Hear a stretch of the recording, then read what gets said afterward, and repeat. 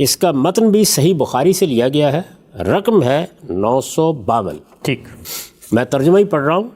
سیدہ عائشہ فرماتی ہیں ابو بکر رضی اللہ عنہ میرے ہاں تشریف لائے، ان کے گرامی قدر والد ہیں۔ ابو بکر رضی اللہ عنہ میرے ہاں تشریف لائے، اس موقع پر انصار کی 2 لونڈیاں دف بجاتے ہوئے وہ گیت گا رہی تھیں جو انصار نے جنگ بعاث کے دن ایک دوسرے کے لیے گائے تھے۔ اچھا، بالعموم لونڈیاں ہی ہوتی تھیں جو گیت گاتی تھیں، مجالس میں بھی گاتی تھیں، گھروں میں بھی گاتی تھیں۔ اس موقع پر انصار کی 2 لونڈیاں دف بجاتے ہوئے وہ گیت گا رہی تھیں جو انصار نے جنگ بعاث کے دن ایک دوسرے کے لیے گائے تھے۔ رسول اللہ صلی اللہ علیہ وسلم وہیں اپنے چہرہ کپڑے سے ڈھانپے ہوئے آرام فرما رہے تھے۔ یعنی وہ لونڈیاں گا رہی تھیں، دف بھی بجا رہی تھیں، سیدہ سن رہی تھیں، رسالت مآب صلی اللہ علیہ وسلم وہاں آرام فرما رہے تھے اور آپ نے اپنا چہرہ کپڑے سے ڈھانپا ہوا تھا۔ رسول اللہ صلی اللہ علیہ وسلم وہیں اپنا چہرہ کپڑے سے ڈھانپے ہوئے آرام فرما رہے تھے، لیکن انہیں کچھ کہہ رہے تھے نہ روک رہے تھے۔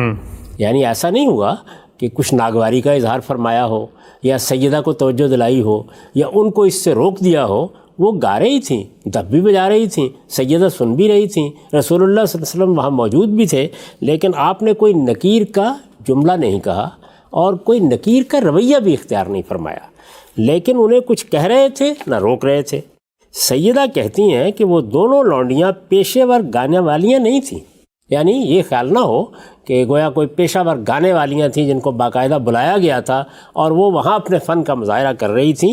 جیسے لونڈیاں گاتی تھیں گھروں میں بھی دوسری جگہوں پر بھی، اسی طرح کی 2 لونڈیاں تھیں اور انصار کی لونڈیاں تھیں یہ، اور یہ دف بجاتے ہوئے وہ گیت گا رہی تھیں۔ ابو بکر رضی اللہ عنہ نے یہ دیکھا تو تعجب سے فرمایا رسول اللہ صلی اللہ علیہ وسلم کے گھر میں موسیقی کے یہ شیطانی آلات؟ اچھا، یعنی سیدنا صدیق نے اس پر یہ تبصرہ کیا۔ اب یہ دیکھیے کہ ان کا خیال غالباً یہ ہوگا کہ رسول اللہ صلی اللہ علیہ وسلم کو اس کا علم نہیں ہے، یا آپ آرام فرما رہے ہیں اور شاید سوئے ہوئے ہیں، یا آپ کی اس جانب توجہ نہیں ہوئی، تو انہوں نے کہا کہ رسول اللہ صلی اللہ علیہ وسلم کے گھر میں موسیقی کے یہ شیطانی آلات۔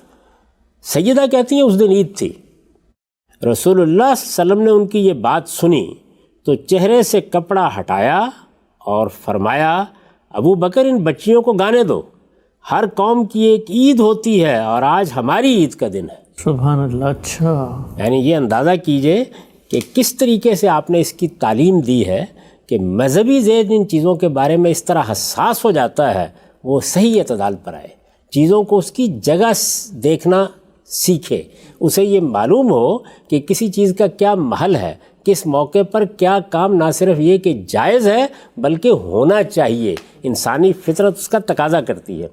رسول اللہ صلی اللہ علیہ وسلم نے ان کی یہ بات سنی تو چہرے سے کپڑا ہٹایا اور فرمایا ابو بکر ان بچیوں کو گانے دو، ہر قوم کی عید ہوتی ہے اور آج ہماری عید کا دن ہے۔ پھر جب ابو بکر رضی اللہ عنہ کی توجہ دوسری جانب ہوئی تو میں نے لڑکیوں کو اشارہ کیا، چنانچہ وہ دونوں وہاں سے چلی گئی۔ کس نے اشارہ کیا؟ سیدہ نے۔ سیدہ کہتی ہیں کہ جب میں نے دیکھا کہ ابا جان کو کچھ یہ ناگوار گزرا ہے تو رسول اللہ صلی اللہ علیہ وسلم کے اس تبصرے کے باوجود میں نے اس کو پسند نہیں کیا کہ یہ معاملہ اسی طرح جاری رہے، لڑکیوں کو میں نے اشارہ کیا تو وہ ظاہر ہے کہ وہاں سے چلی گئی۔ یہ روایت ہے۔ اب یہ دیکھیے کہ اس میں جو سیدنا ابو بکر نے یہ کہا ہے کہ رسول اللہ صلی اللہ علیہ وسلم کے گھر میں موسیقی کے یہ شیطانی آلات، یہ میں نے اس پر ایک نوٹ لکھا ہے، یہ تبصرہ عرب جاہلی میں آلات موسیقی کے اس استعمال کی رعایت سے ہوا ہے جو ہم اپنے زمانے میں بھی شب و روز دیکھتے ہیں۔ یہاں کیا چیز بجائی جا رہی ہے؟ دف بجائی جا رہی ہے۔ دف پر انہوں نے آلات موسیقی یعنی من جملہ آلات موسیقی ہونے کا اطلاق کیا ہے۔ ٹھیک، اس سے یہ بات بھی واضح ہو گئی کہ دف آلات موسیقی سے کوئی مختلف چیز نہیں ہے، یعنی جس طرح دوسرے آلات موسیقی ہیں اسی طرح یہ بھی آلات موسیقی میں سے ہے۔ انہوں نے اس کو ناپسند فرمایا، اور یہ کس پہلو سے ناپسند فرمایا کہ یہ اگر کوئی جائز چیز بھی ہے تو رسالت مآب صلی اللہ علیہ وسلم کے گھر میں تو نہیں ہونی چاہیے، اور رسالت مآب صلی اللہ علیہ وسلم نے کیا توجہ دلائی کہ میرا گھر ہو یا کسی اور کا، ان چیزوں کا بھی ایک محل ہے، اور وہ کس طرح واضح کیا کہ آج عید کا دن ہے، ہر قوم کی ایک عید ہوتی ہے، ہماری عید آج ہے۔ اس میں اگر کچھ گانا بجانا ہو رہا ہے، کوئی تفریح کی چیز ہو رہی ہے تو اس پر نکیر نہیں کرنی چاہیے۔ یہ رسالت مآب صلی اللہ علیہ وسلم نے توجہ دلائی۔ یہ تبصرہ عرب جاہلی میں آلات موسیقی کے اس استعمال کی رعایت سے ہوا ہے جو ہم اپنے زمانے میں بھی شب و روز دیکھتے ہیں۔ روایتوں میں جگہ جگہ یہ تعبیر، یعنی یہ شیطانی آلات ہیں، یہ شیطان کی آواز ہے، روایتوں میں جگہ جگہ یہ تعبیر اسی پہلو کی رعایت سے اختیار کی گئی ہے۔ یعنی چونکہ عام استعمال اچھا نہیں ہوتا اور یہ خیال کیا جاتا ہے کہ یہ تو جو شبینہ مجالس ہے ان میں بجائے جاتے ہیں، لونڈیاں وہاں گاتی ہیں، ہر طرح کے اشعار ان کی زبان پر ہوتے ہیں، تو چونکہ یہ چیزیں عام ہیں اور صالحین زیادہ تر اس کو پسند نہیں کرتے، تو سیدنا صدیق نے اسی لحاظ سے یہ بات فرمائی ہے۔ ٹھیک، نبی صلی اللہ علیہ وسلم نے، یعنی انہوں نے یہ فرمایا، سیدنا صدیق جیسی شخصیت نے، نبی صلی اللہ علیہ وسلم نے اپنے عمل سے واضح کر دیا کہ ان میں سے کوئی چیز بھی اصلاً ممنوع نہیں ہے۔ اب دیکھیے کیا اصلاً ممنوع نہیں ہے؟ گانا اصلاً ممنوع نہیں ہے۔ ایک بات، لڑکیوں کا گانا بھی اصلاً ممنوع نہیں ہے۔ اگر آپ انہیں سنتے ہیں اور آپ مرد ہیں تو یہ بھی اصلاً ممنوع نہیں ہے۔ اور اس کے ساتھ یہ بھی واضح کر دیا کہ دف بجائی جا رہی ہے، اور یہ ظاہر ہے کہ من جملہ آلات موسیقی ہے، آلات موسیقی کے ساتھ بھی گانا بجانا ممنوع نہیں۔ تو اپنے عمل سے یہ ساری چیزیں آپ نے واضح کر دی۔ نبی صلی اللہ علیہ وسلم نے اپنے عمل سے واضح کر دیا کہ ان میں سے کوئی چیز بھی اصلاً ممنوع نہیں ہے، یہ ان کا غلط یا صحیح استعمال ہے جو کبھی ممانعت اور کبھی جواز یا ترغیب کا باعث بن جاتا ہے۔ یہی پہلو ہیں جن کی طرف میں بار بار توجہ دلا رہا ہوں۔ یعنی اس وقت ممانعت کا باعث بن جاتا ہے جب ان آلات کو یا اچھی آواز کو آپ کسی غلط چیز کی ترغیب کے لیے استعمال کرتے ہیں، جیسے شرک کی ترغیب، جیسے بدعات کی ترغیب، جیسے فواحش کی ترغیب۔ تو جب آپ غلط استعمال کریں گے تو ممانعت بھی ہوگی، تنبیہ بھی ہوگی، توجہ بھی دلائی جائے گی، اس پر کوئی سخت تبصرہ بھی ہو جائے گا، اور سیدنا صدیق یا سیدنا عمر جیسی کوئی شخصیت اس کے بارے میں اس طرح کے الفاظ بھی کہہ دے گی۔ وہ اسی پس منظر میں سمجھنے چاہیے۔ آپ نے یعنی رسالت مآب صلی اللہ علیہ وسلم نے ان کے اچھے اور برے استعمال میں جس فرق کو ملحوظ رکھنے کی تعلیم دی، اس کے بعد ظاہر ہے کہ سیدنا ابو بکر کی یہ رائے نہیں رہی ہوگی۔ یعنی یہ تو نہیں ہو سکتا کہ سیدنا صدیق اس کے بعد بھی اپنی اس رائے پر قائم رہے ہوں کہ یہ ہر حال میں شیطانی آلات ہیں۔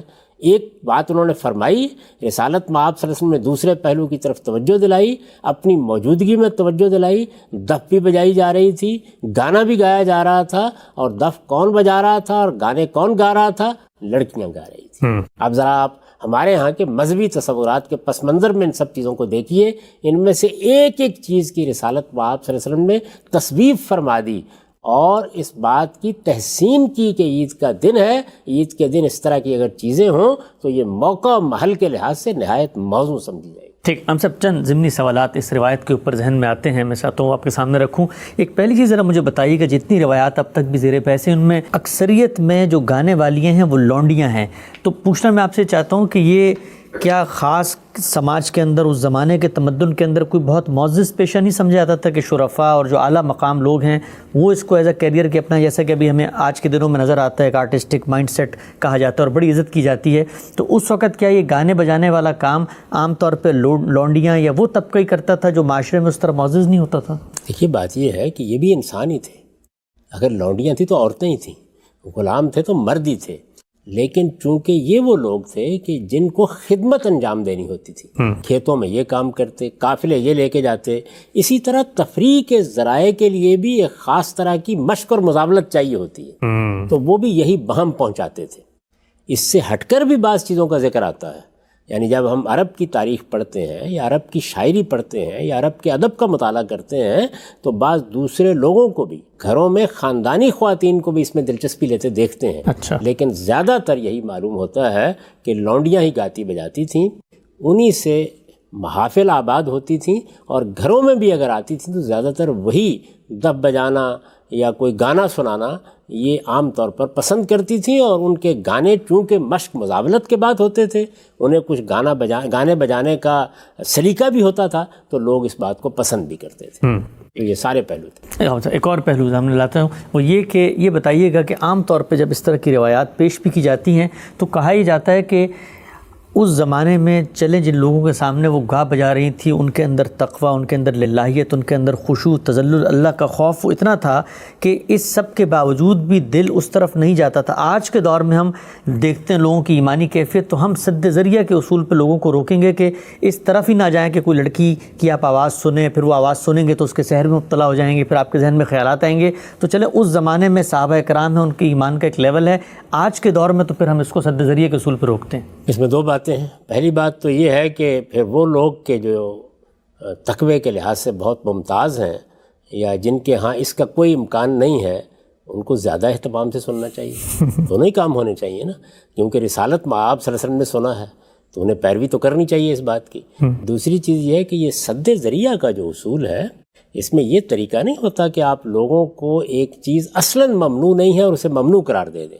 اس میں اسی طرح توجہ دلائی جاتی ہے کہ یہ فلاں چیز ہے، یہ بالکل جائز ہے، لیکن اگر تم اس میں اشتغال پیدا کرو گے تو اس سے یہ اور یہ خرابیاں پیدا ہوں گی۔ وہ ہم اپنے بچوں کو بتاتے ہیں، عام کھیل کی چیزیں جن کے بارے میں کوئی بحث نہیں ہے، ان میں زیادہ وقت بسر کرو گے تعلیم کا حرج ہوگا، کاروبار کے لیے نہیں جاؤ گے۔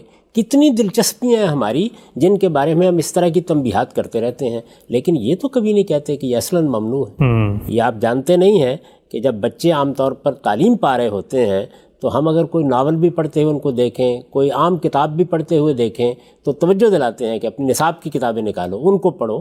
تو ہر چیز کا ایک موقع اور ہر چیز کا ایک محل ہوتا ہے جن میں اس کو سامنے رکھ کر ہی کرنا چاہیے۔ پھر یہ کہ لوگوں کو کیا آپ ان سے روکیں گے تو وہ رک جائیں گے؟ یعنی ان کو آپ صحیح فطرت پر رکھیں گے تو اس سے ان کی تربیت ہوگی۔ ان کو اگر آپ یہ بتائیں گے کہ آپ کو اس سے ان خرابیوں سے بچنا ہے تو ان کی نگاہ خرابی پر ہوگی، وہ اپنے آپ کو اس طرح قابو میں رکھیں گے۔ تو میں تو اس اصول ہی کو ٹھیک نہیں سمجھتا کہ سد ذریعہ کی چیزوں کے بارے میں یہ سختی اختیار کریں گے تو اس سے سوسائٹی کی اصلاح ہو جائے گی۔ اس سے آگے بڑھیے، وہ یہ کہ کیا رسالت مآب صلی اللہ علیہ وسلم کے تمام صحابہ ایک ہی درجے میں تھے؟ یعنی ان میں بدو بھی تھے، دائیں بائیں سے بھی آتے تھے، کیا آپ نے ان کے بارے میں اس طرح کا کوئی اعلان کرایا اور یہ کہا کہ چلیے یہ حضرات تو یا میری مجلس میں تو یہ چیزیں سد ذریعہ کے اصول کے اوپر ممنوع قرار دینے کی ضرورت نہیں ہے، لیکن آپ حضرات اس کے قریب نہ جائیں کیونکہ آپ لوگوں کے ہاں وہ تقوی نہیں ہے، وہ للہیت نہیں ہے، ابھی ایمان دلوں میں داخل نہیں ہوا۔ یعنی ایک وہ گروہ ہے جو ایمان لا چکا ہے جس پر یہ قرآن کا تبصرہ ہے، آپ حضرات تو اس میں احتیاط کیا کریں۔ یہ طریقہ رسالت مآب صلی اللہ علیہ وسلم نے اختیار نہیں کیا، اور میں بہت ادب کے ساتھ یہ عرض کروں گا کہ ہمارے علماء کو بھی اس معاملے میں اپنی اصلاح کرنی چاہیے۔ رسالت مآب صلی اللہ علیہ وسلم نے جو طریقے اختیار کیے، جو رویے اپنائے، وہی ہمارے لیے مثالی رویے ہیں، انہی کو ہمیشہ ملحوظ رکھنا چاہیے۔ ان سے آگے بڑھ کر آپ جو کام بھی کریں گے وہ کسی نہ کسی خرابی کا باعث بن جائے گا۔ تو صحیح جگہ پر رہیے کہ یہ تمام فنون لطیفہ زینت کی چیزیں ہیں، یہ تمام فنون لطیفہ بالکل جائز ہیں، ان میں کوئی چیز بھی اصلاً ممنوع نہیں ہے، یہ ان کا استعمال ہے یا ان کے ساتھ اشتغال ہے جس پر بعض اوقات کوئی منفی تبصرہ کرنا پڑتا ہے۔ ٹھیک ہے، ہم سب